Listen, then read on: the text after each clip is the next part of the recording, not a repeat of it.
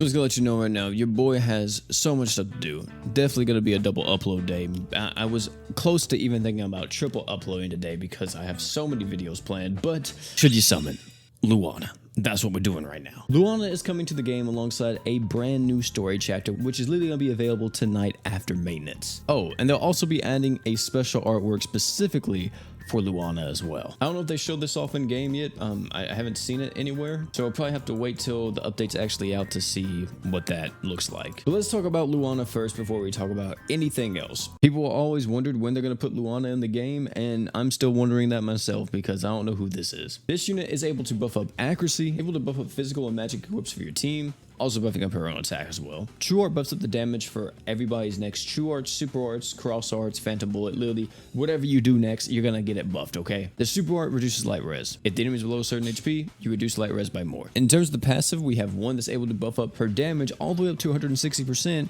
if you have 4 humans on the team. We also have another one, which is if your own self is leader, you buff up all allies max HP by 30%, and you increase your curse res by 100%. Did you guys hear anything important in that? Good, because it is all pointless. Every single buff Luana does is just completely bad. There's no redeeming factor in her kit, and I don't really see a reason why anyone would want to use her. Yes, 200% light res is a lot, but getting it at the tail end of an HP bar is like, why?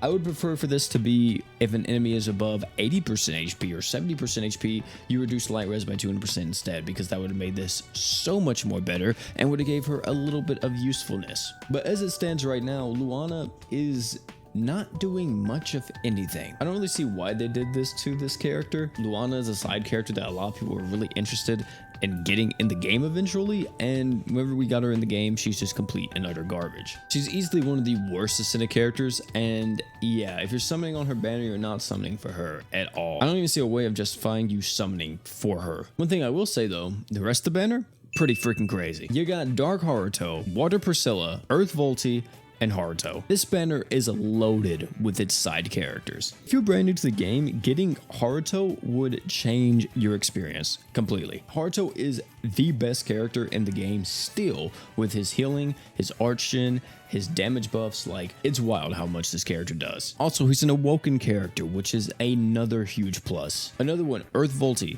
Extremely good tank even now. He's able to protect the team with a massive barrier. He gives himself so much physical resist. He has a Phantom Bullet, which kind of functions as him having a Super Art to an extent. And yeah, I mean, tanks don't really ever fall out of favor, so if you get Earth Volty, you could use him till practically the end of time, because I mean, yeah, other Ascended tanks come out, sure, but like no one's really taking away his damage mitigation and everything else. I mean, if you get another Earth tank, it's very likely that people will still use Earth Volty just because they're more familiar with him, and he might just be better than whatever other tank they drop. Water Priscilla is very interesting and very good if you're brand new to the game, and even if you're not, she's still going to be good as having another unit just for like Summoner's Road.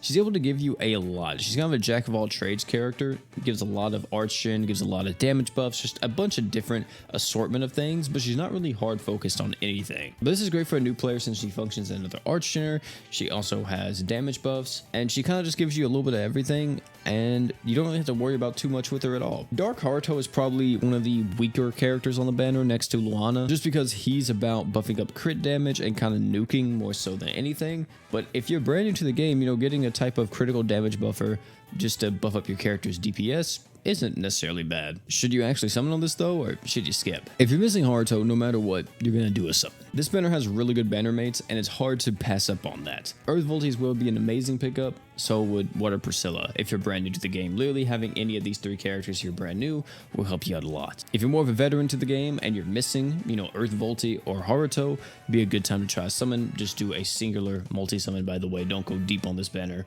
and you might get lucky and pick up Heart or Earth Volty. Apart from that, if you already have Heart and Earth Volty, I don't see a reason why you summon on this banner. Luana is not good by any means, and everyone else, I mean, sure, you may be able to justify summoning for them, but yeah, don't do it if you're a veteran player and you already have so many units in your box. Only summon on this banner if you're brand new, or if you're missing Haruto. That's literally it. But hey, don't forget to drink water. You already heard enough from me, so I'm gonna go play some Elden Ring.